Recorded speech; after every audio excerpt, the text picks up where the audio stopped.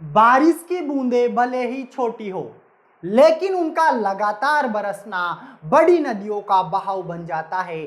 ठीक उसी प्रकार हमारे छोटे छोटे प्रयास हमारी जिंदगी में एक बड़ा परिवर्तन ला सकते हैं। हेलो गाइज, मैं लव प्रकाश गो में आप सभी का वेलकम करता हूं यूट्यूब चैनल कैप्टन एग्रो में। जैसा कि आप सबको पता है कि आपके जेट 2022 का बैच स्टार्ट हो गया है।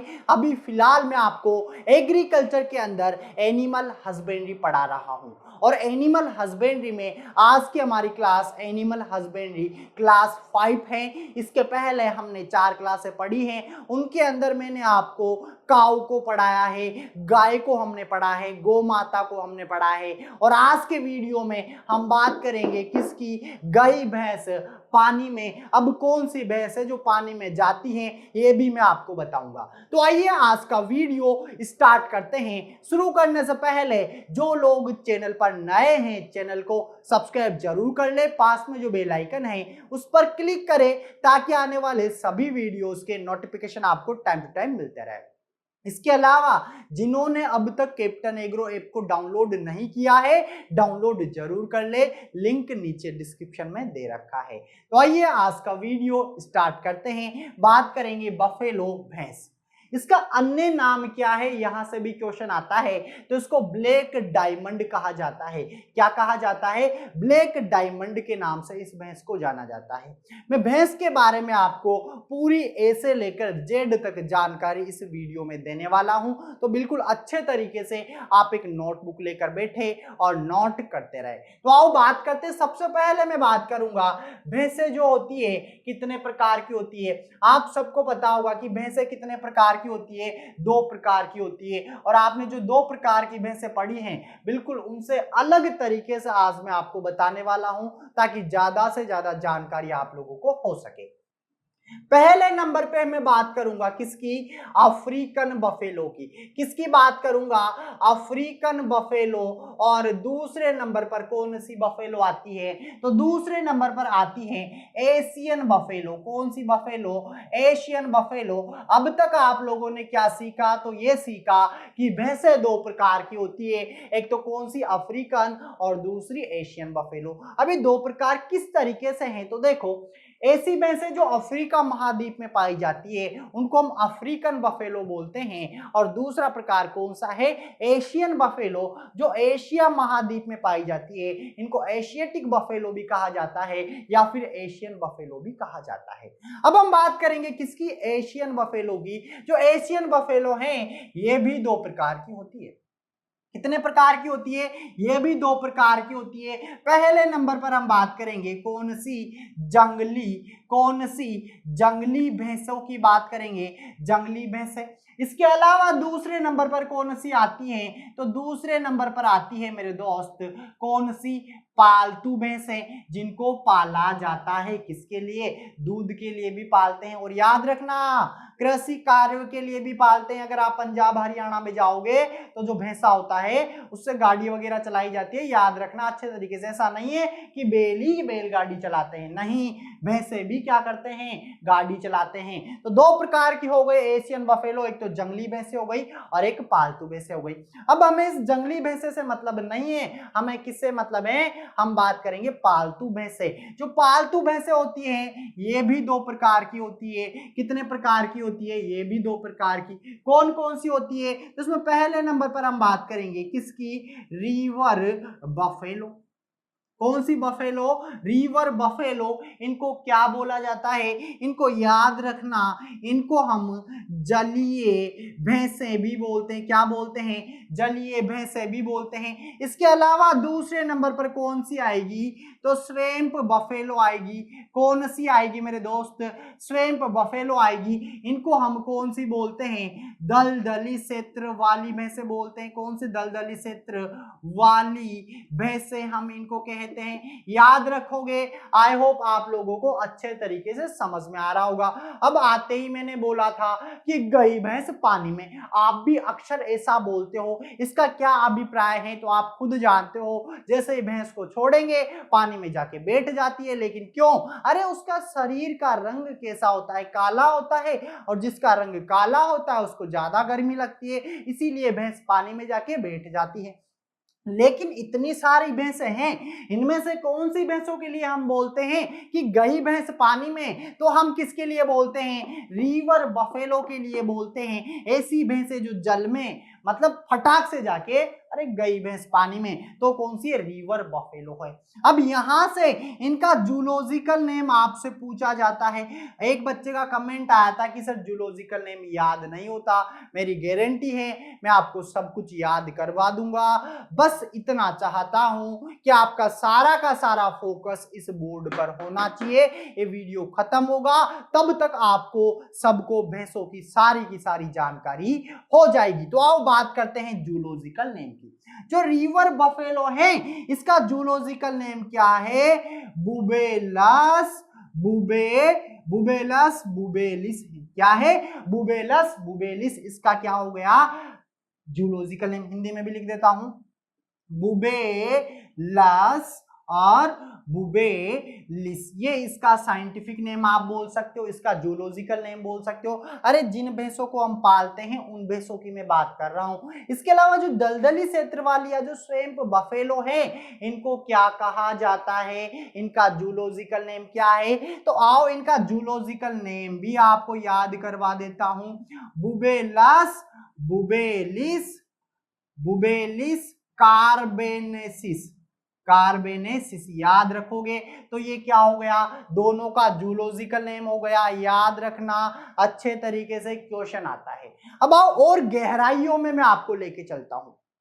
जैसे कि जो रिवर बफेलो हैं ये कहां पर पाई जाती है और स्वैम्प बफेलो कहां पर पाई जाती है? अक्सर हम किन भैंसों को पालते हैं? तो रिवर बफेलो को पालते हैं, और इनका जो मिल्क प्रोडक्शन होता है करीबन 1300 से 2000 लीटर प्रतिव्यात होता है। बोलो याद रखोगे। इसके अलावा ये तो बात किसकी हो गई? जूलॉजिकल नेम की। अब मैं आपको बताने वाला हूं कि कहां पर पाई जाती है। तो रिवर बफेलो पाई जाती है हमारे भारत में पाई जाती है, आपनो भारत हो गया। इसके अलावा कहां पर पाई जाती है? तो पाकिस्तान में पाई जाती है। कहां पर पाई जाती है? पाकिस्तान में पाई जाती है। पाकिस्तान बोलो याद रखोगे। इसके अलावा जैसे कि जो उत्तर पूर्वी एशिया है, मतलब जैसे कि कौन कौन से कंट्री आते हैं? अरे यूरोप है, इसके अलावा और कौन है? यूनान है। आदि जगहों पर कौन सी भैंसें पाई जाती है? तो जलीय भैंसें पाई जाती है, जिनको हम बुबेलस बुबेलिस बोलते हैं। इसके अलावा मैं बात करूं दलदली क्षेत्र वाली भैंसें कहां पर पाई जाती है? अच्छा, आप में से कोई सिंगापुर गया है? नहीं, मैं भी नहीं गया। इसके अलावा इंडोनेशिया गया है? नहीं सर, नहीं गए। तो जैसे कि सिंगापुर हो गया है, कौन हो गया है? सिंगापुर हो गया है। इसके अलावा इंडोनेशिया हो गया है। अच्छा, इंडोनेशिया के अलावा आप थाईलैंड गए हो? मैं तो नहीं गया। तो थाईलैंड में भी कौन सी भैंसें? अरे बोलो स्वैम्प बफेलो पाई जाती है। तो ये तो बात हो गई क्लासिफिकेशन की। इसके अलावा इनके क्रोमोसोम नंबर आपसे पूछे जाते हैं, इनका परिवार आपसे पूछा जाता है। अगर मैं बात करूं कि जो ये भैंसें हैं किस फैमिली से बिलोंग करती है, तो याद रखना इनका परिवार एक ही है। ऊपर लिख देता हूं, बोवेडी। क्या है भाई? ये लो, हिंदी में भी लिख दिया मैंने। क्या हो गया? परिवार बोवेडी हो गया। अच्छा, गुणसूत्र संख्या आपसे पूछी जाए, क्रोमोसोम नंबर आपसे पूछा जाए, तो जो रिवर बफेलो है इनमें गुणसूत्र होते हैं 2n बराबर 50, और जो दलदली है इनमें गुणसूत्र होते हैं 2n बराबर 48। बोलो याद रखोगे। गायों के गुणसूत्र आपको याद होंगे, कितने होते हैं? 2n बराबर 60 होते हैं। तो याद रखना अच्छे तरीके से। आओ आगे बढ़ते हैं। ये तो बात हो गई किसकी? क्लासिफिकेशन की। आओ आगे बढ़ते हैं। अब भैंसों का बिल्कुल बेसिक इंट्रोडक्शन हम स्टार्ट करने वाले हैं। जैसे कि जूलॉजिकल नेम आप लोगों को याद हो गया है। अब कुछ टर्म हैं जो आपसे पूछी जाती है, जैसे कि भैंसें एक साथ एक ग्रुप में बैठी रहती है, उस समूह को क्या बोलते हैं। तो ऐसे क्वेश्चन आपसे पूछे जाते हैं। तो आओ बात कर लेते हैं, अगर भैंसें एक साथ बैठी हो या भैंसों का जो समूह होता है या फिर जो ग्रुप होता है उसको क्या कहा जाता है। ऐसा क्वेश्चन आपसे पूछा जाता है। अरे एक पेड़ के नीचे बैठी रहती है ना भैंसें, उसको क्या बोलते हैं, उसको बोलते हैं हर्ड। क्या बोलते हैं मेरे दोस्त, हर्ड बोलते हैं। अच्छे तरीके से याद रखना।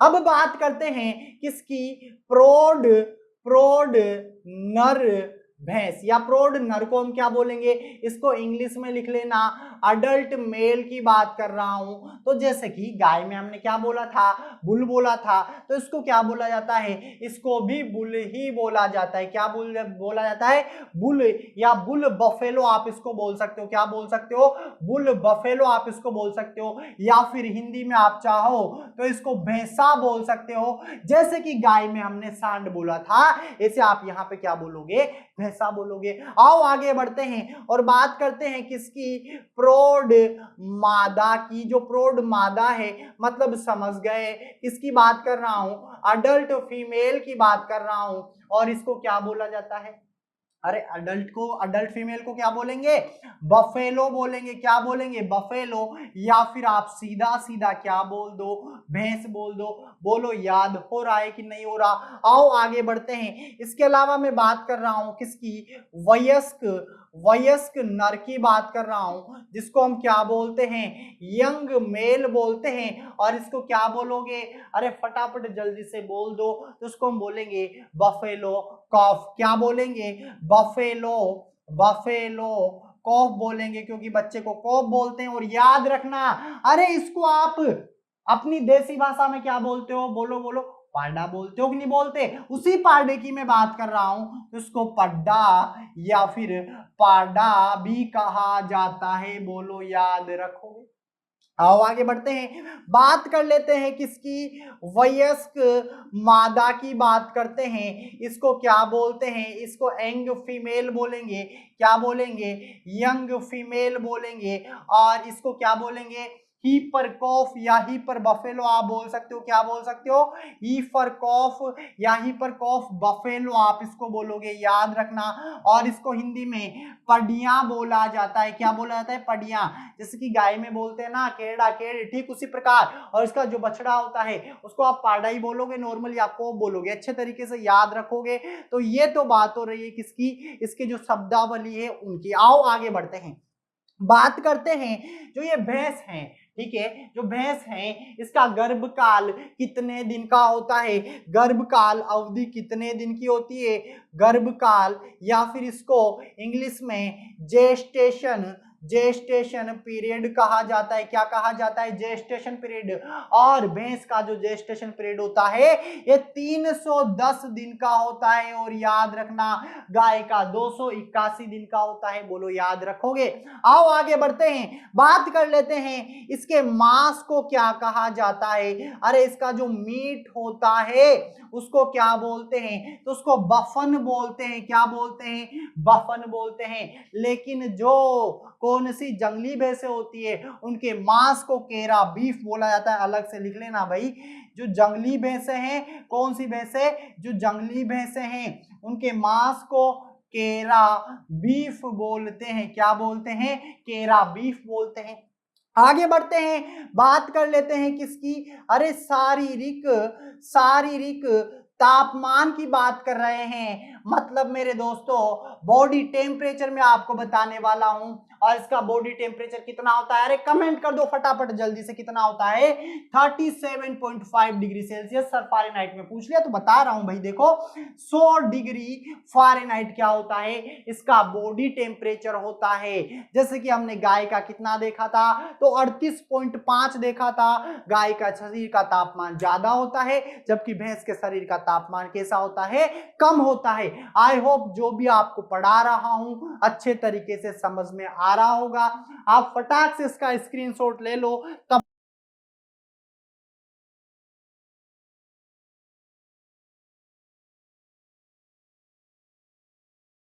में आ रहा होगा।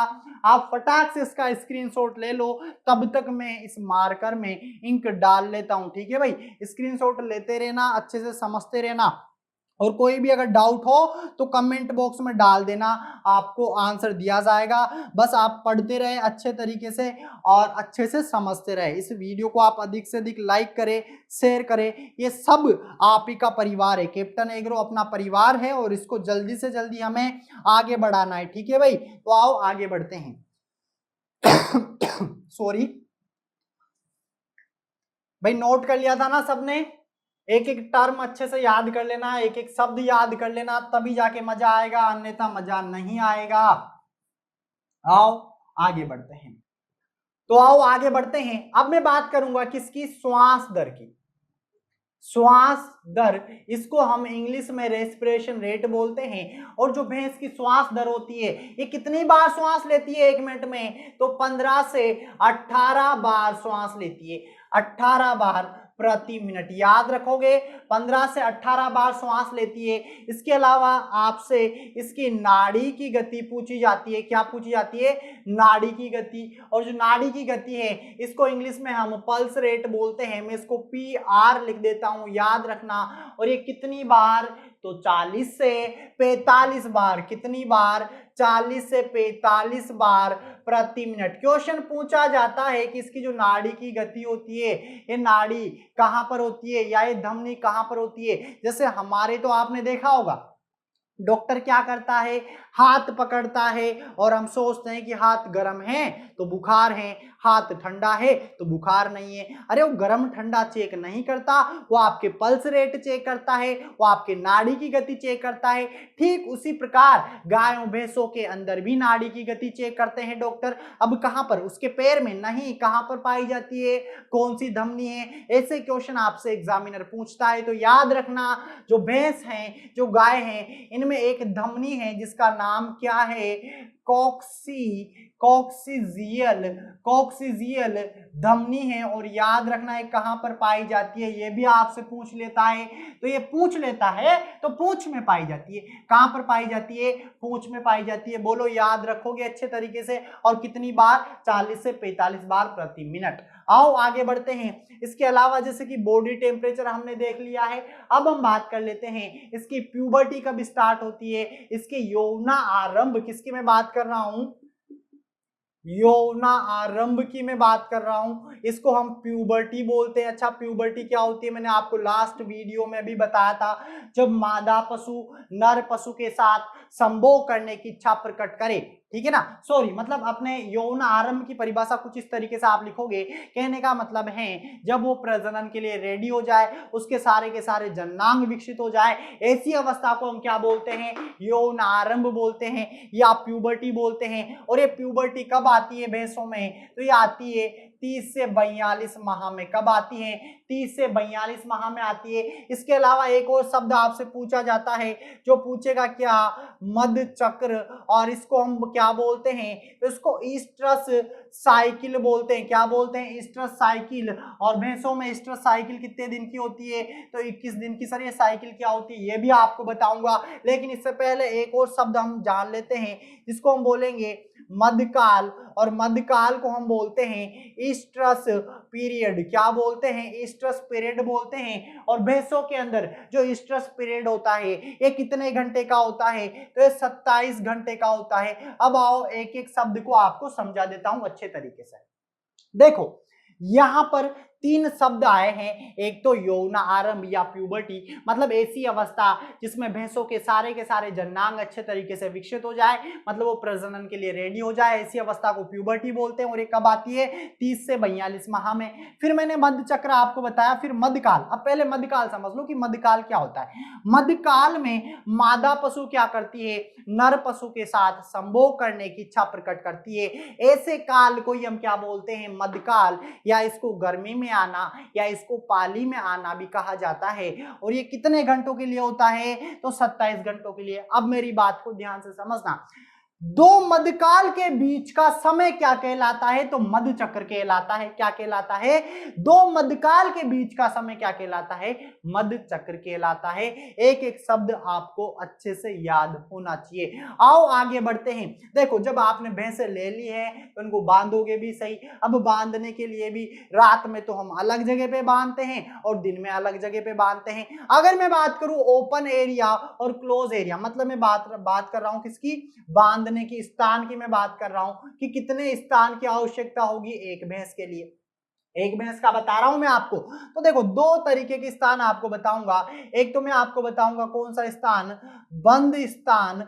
बंद स्थान, जैसे कि किसी बंद स्थान पे आप बांधते हो, इसको क्लोज एरिया आप बोलोगे। और याद रखना, एक भैंस के लिए 4 मीटर स्क्वायर एरिया की जरूरत पड़ती है। कितने मीटर स्क्वायर? 4 मीटर। आप चाहो तो इसको वर्ग फीट में भी याद कर सकते हो। वर्ग फीट में बता देता हूं, 25 से 35 वर्ग फीट क्षेत्र की आपको रिक्वायरमेंट पड़ेगी। आपको नहीं, इस भैंस को, आप थोड़ी ना भैंस हो, आगे बढ़ो। बात कर रहे हैं किसकी? खुला स्थान। खुला स्थान मतलब समझ गए होंगे, ओपन एरिया। ओपन एरिया, खुले में बांधने के लिए कितनी जगह की आवश्यकता पड़ेगी? तो हमें आवश्यकता पड़ेगी 8 मीटर स्क्वायर की, करीबन करीबन 80 से 100 वर्ग फीट स्थान की हमें आवश्यकता पड़ेगी। गाय का याद है कि नहीं? आप भूल गए? अरे गाय में 3.5 मीटर स्क्वायर तो बंद होता है और 7 खुला एरिया होता है 7 मीटर स्क्वायर। याद रखोगे अच्छे तरीके से। तो ये जितनी भी बेसिक शब्दावली है, ये सारी की सारी सामान्य जानकारी मैंने आपको दे दी है। भैंसों के बारे में मैंने कहा था बिल्कुल स्टार्टिंग से पढ़ाऊंगा, ए से पढ़ेंगे और जितनी भी नस्लें आपके दे रखी है उन सभी नस्लों को मैं आपको पढ़ाने वाला हूं। बस आप इस वीडियो को अधिक से अधिक लाइक और शेयर करते रहे। आओ आगे बढ़ते हैं। अभी फिलहाल आज की क्लास हमारे खत्म नहीं हुई है। अब हम बात करेंगे किसकी? अरे भैंसों का एक तरीके से वजन के आधार पर वर्गीकरण करेंगे। पहले जो क्लासिफिकेशन मैंने आपको बताया वो तो अलग तरीके का है। अब हम बात करेंगे कि कौन सी भारी नस्लें हैं, कौन सी मध्यम है और कौन सी हल्की है। वजन के आधार पर वर्गीकरण।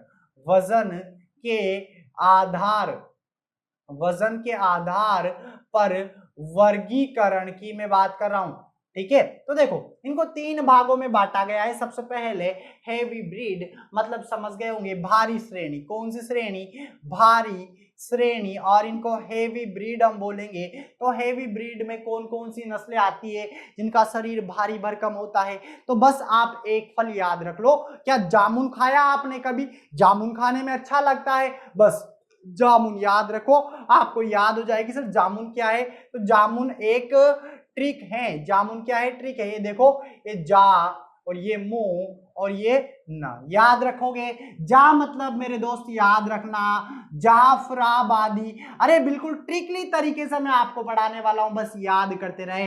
इस मुंह का मतलब होता है मुर्रा और ना मतलब क्या होता है? फटाफट बोल दो जल्दी से।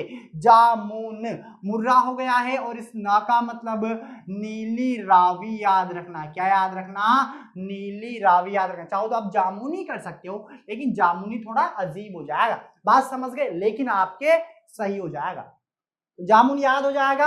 आओ आगे बढ़ते हैं। ये तो कौन सी हो गई? भारी श्रेणी की हो गई। अब हम बात करते हैं ऐसी भैंसें जो मध्यम श्रेणी में आती है, जिनका वजन कैसा होता है?